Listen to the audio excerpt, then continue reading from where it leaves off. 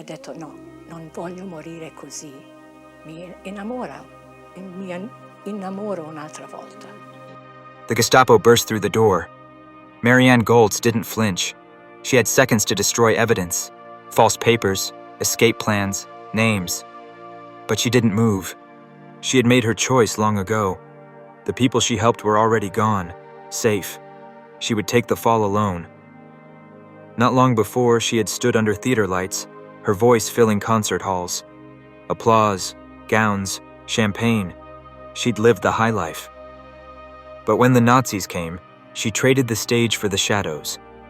Forged IDs replaced sheet music. Whispered warnings became her new script. Marianne Golz was no soldier. She wasn't trained to fight. But in the heart of Nazi-occupied Prague, she became something far more dangerous. A woman with nothing to lose and no fear of death. This is not just a story of resistance. It's the story of one woman's quiet war against evil and how she chose sacrifice over silence. Before she was hunted by the Nazis, Marianne Golz knew the power of a spotlight. She stood center stage in velvet gowns, commanding silence with a single note. Her voice could bring tears. Her beauty turned heads. She was Marianne Tolska, opera singer, darling of Vienna and Berlin. But even in the glitter of the stage lights, something darker was always lurking just beyond the curtain. Born in 1895 in Vienna, Marianne's world was art, music, and elegance. She wasn't born into resistance. She was born to perform. She made her name touring Europe, gracing opera houses in Salzburg and Stuttgart, performing beside legends like Richard Tauber.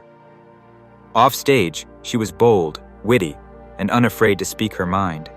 She was a woman ahead of her time. And then she fell in love with Hans Goldlust, a Jewish journalist. That changed everything. Berlin in the 1920s was electric, but under the surface, it simmered with something sinister. Anti-Semitism crept into policies, then into the streets. Artists vanished. Writers were silenced. Friends became targets. Marianne saw the signs, but many didn't. She refused to look away. She had once lived for applause. Soon, she would live for something else entirely. When the lights dimmed and the music stopped, Marianne didn't fade into the background. She stepped into a much harsher spotlight, one lit by danger, fear, and the eyes of a regime that would come to see her as a threat. The editor's office was raided at midnight. Papers scattered, typewriters smashed. Hans Goldlust had seen it coming, but he stayed. So did she. The Gestapo were closing in. Friends were being arrested, tortured. Names were slipping. Rumors swirled. A leak. A traitor. Marianne refused to run. When her arrest finally came, she didn't fight it. She didn't panic. Because by then, the people she had helped were already gone, free, and she would not give up a single one. She didn't cry when they took her. She straightened her coat, fixed her hair, and walked out the door as if going to the theater. The Gestapo had been watching her for weeks. On November 19th, 1942, they came. Marianne Golz was arrested in Prague and taken to Pankrak prison. She was calm, because she had already made her decision. Everyone else was safe. She had done her job. During interrogation, they demanded names. She gave none. In fact, she did something extraordinary. She claimed full responsibility for everything. Every forged paper, every escape, every act of resistance. It was me, she told them. Only me. And they believed her.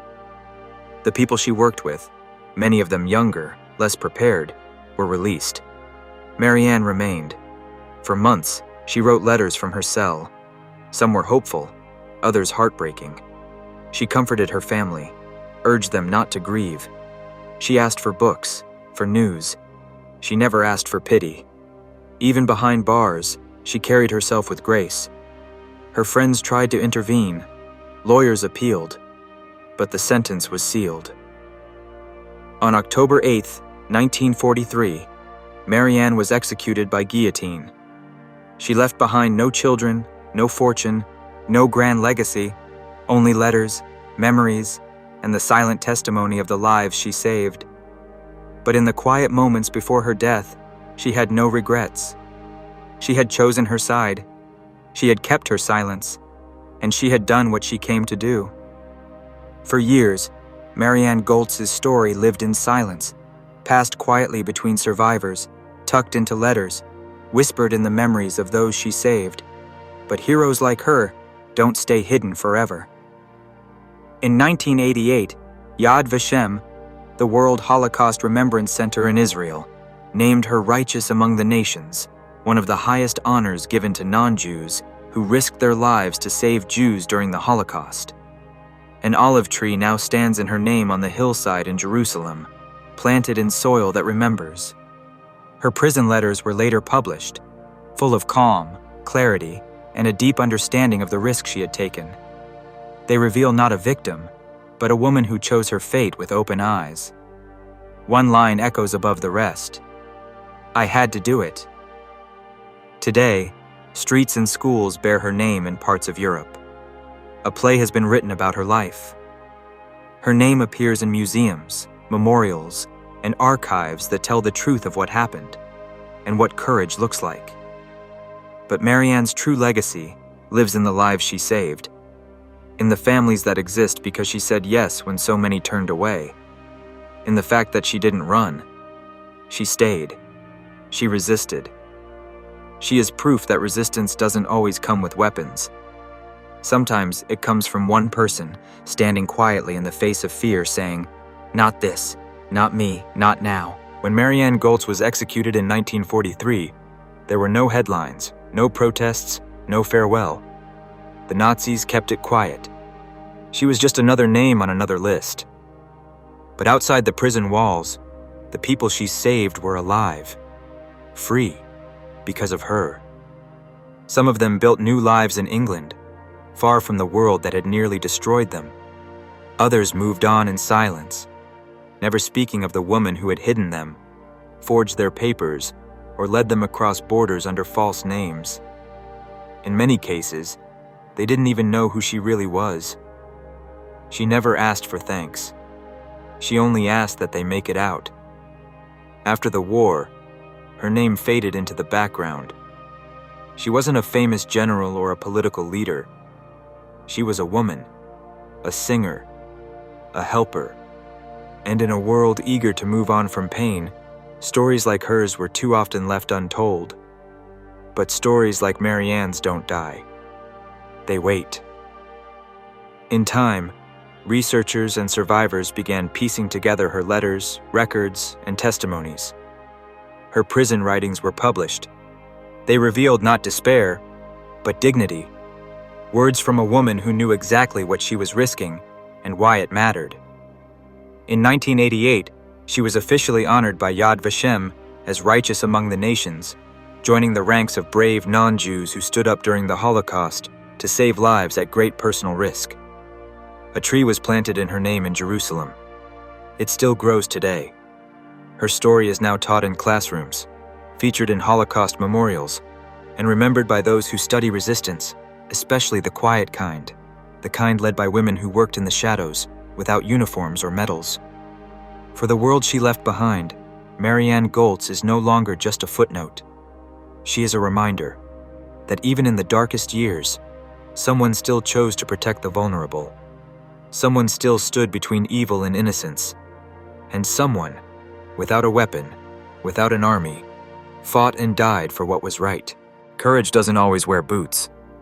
Sometimes it wears a coat, closes the door behind it, and walks straight into danger without making a sound. Marianne Golz didn't set out to be remembered. She wasn't seeking glory. There were no cameras, no applause. She helped because someone needed helping. She resisted because looking away wasn't an option. And when the world darkened, she lit a small candle and refused to let it go out. Her story matters today, maybe more than ever. We live in a world still shaped by fear, still shadowed by injustice. The faces and slogans may change, but the question remains the same. Will you speak up? Will you act when it's easier not to? Marianne's story reminds us that bravery isn't always loud. Sometimes, it's one woman doing the right thing, alone, because no one else will. And for those watching who've spent a lifetime carrying others, raising children, keeping families together, showing up when no one else did, Marianne's story may feel familiar. She didn't fight with fists. She fought with choices, with presence, with love. She reminds us that the most powerful people aren't always the ones in charge. Sometimes, they're the ones no one sees, until history looks back and realizes everything depended on them. Her legacy isn't just a chapter in a history book. It's a call to be brave in our own way, to choose principle over comfort, to stand quietly but firmly when something is wrong. You don't need to save the world, but you can save someone. You can speak truth. You can live with courage like she did. Because when the moment comes, and it always does, the world doesn't need more bystanders. It needs more Mariannes.